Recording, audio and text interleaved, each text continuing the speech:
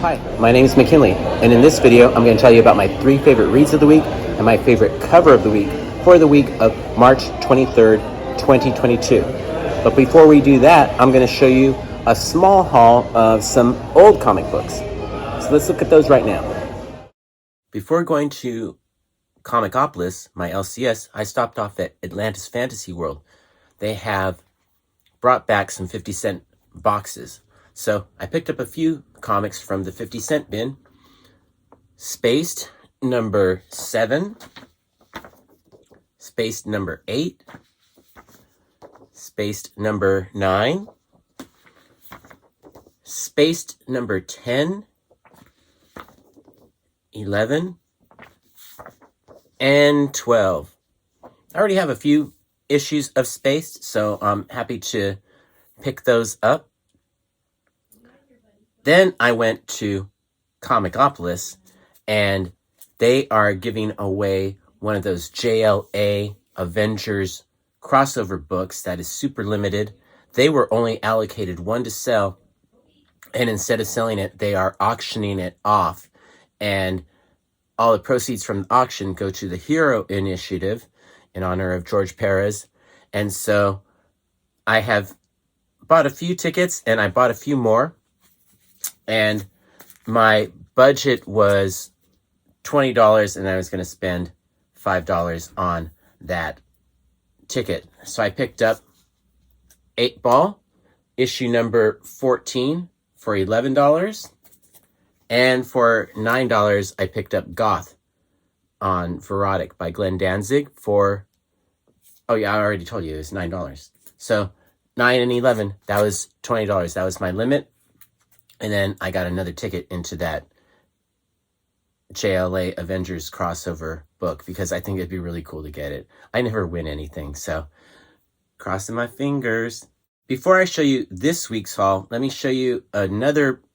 This is last month's books this week. Actually, technically, it might be last week's book, but this is Primos number 1, second printing. It was just released, but I didn't get it until this week. So happy to get this one. Now it's time to look at the haul for this week. And as you know, I'm going to start off with Marvel, DC, Image, and then I'm going to show you the real indies. On Marvel, Demon Days, Blood Feud, Peach Momoko's Joint, Jam, however they say it, the kids say. Anyway, that's my Marvel haul for this week. Now let's move on to DC. Task Force Z. I'm going to screw this up, so I'm going to look at the title. Trial of the Amazons, Wonder Girl. Number 1. Harley Quinn.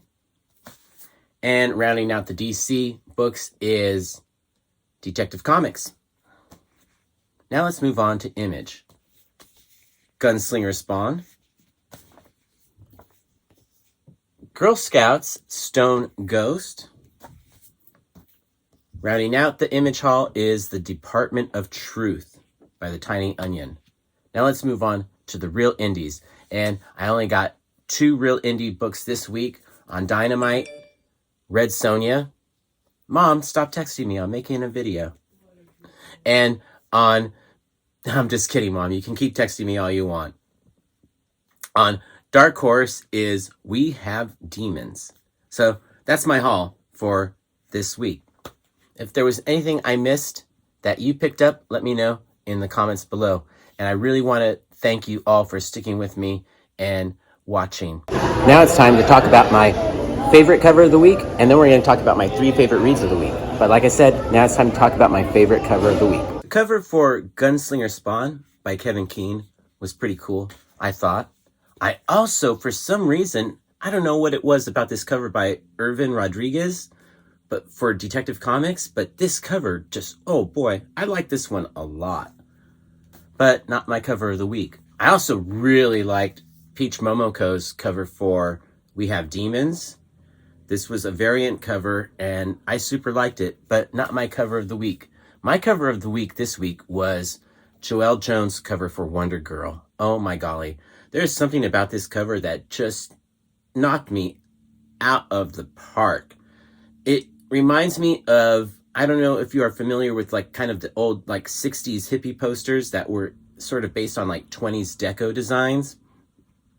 But a lot of 60s like hippie artwork had a lot of 1920s like art deco in it. And this kind of fits that bill. It just reminds me of like something that you would see as a poster for a hippie love-in dance at the Palladium in August, like 1971, maybe August 8th.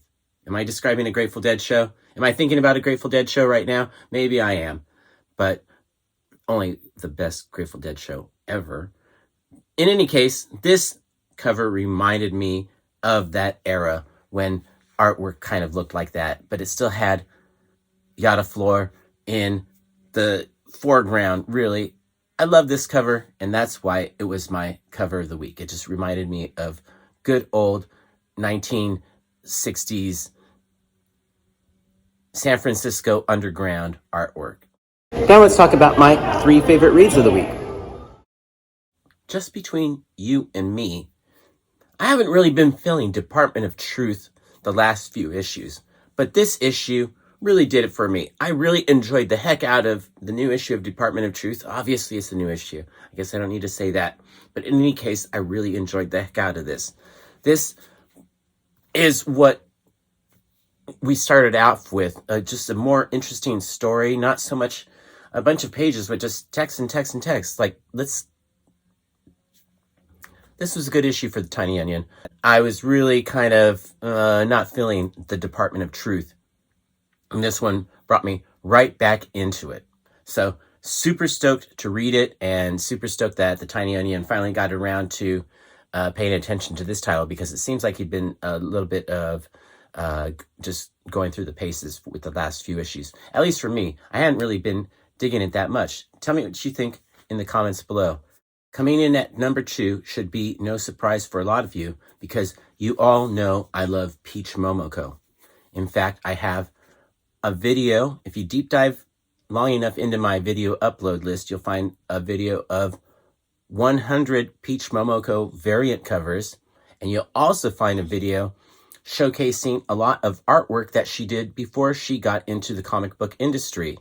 And if you look at that artwork, you will realize why she is a perfect fit for Ed Piskor's Red Room or anything to do with demons, because a lot of people think she's like floral and girly with her covers, but she's got a dark side like you wouldn't believe.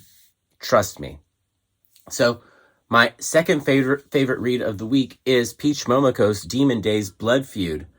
This is a retelling. It's not a retelling of the Marvel Universe. It's just Peach Momoko's combination of Japanese folklore with Marvel superheroes, but reinvented in a Japanese way. So something totally different. You're not going to get the Hulk. You're not going to get Spider-Man or Wolverine the way you want them or the way you're used to. You're going to get them her way. I think this is really more for a Japanese audience than anything else, because this reminds me so much of a book that I had called like 100 Japanese, or is Japanese stories for Japanese children or something like that. I don't know, but it was all like folklore and tradition, and this is a lot of folklore and tradition. It's beautiful to look at, beautiful to read, and it might not be the comic book that you're looking for if you want Wolverine with the slashing or Hulk with the smashing. Totally different take, and that's what I like the most about it, because it's not your typical comic book.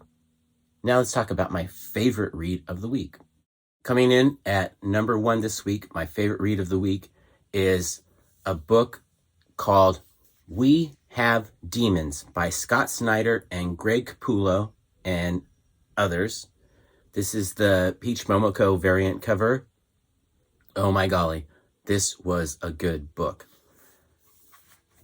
Another world building event for what promises to be another great series if it continues like this one started off. 3 great chapters that, as soon as I got done with the first chapter, I was like, holy cow, I better pay attention, because this is already really good. It's an issue and a half which seems to be kind of a common thing coming up, because we saw What's the Furthest Place from Here, and what is the other one that I'm totally spacing out on right now, but it seems to be common. An issue and a half is a good way to start a series, and this benefits from being an issue and a half. We had a lot of great content packed into here with some great artwork by Greg Capullo. I think this is going to be a really interesting story, and holy cow, it's about a demon hunter, whatever. I'm not really quite, it's still too early to say because this is still part of the origin story, but there's going to be some demon killing, and there is, of course, the beautiful young woman without part of her arm, so, as immortalized on this cover by Peach Momoko. It looks like I want to say fun story, but it's going to be violent, and it's going to be gory. So I'm not sure how fun it's going to be. I think it's going to be an interesting read. Let's put it that way. Can't wait for issue 2. And that is my favorite read of the week.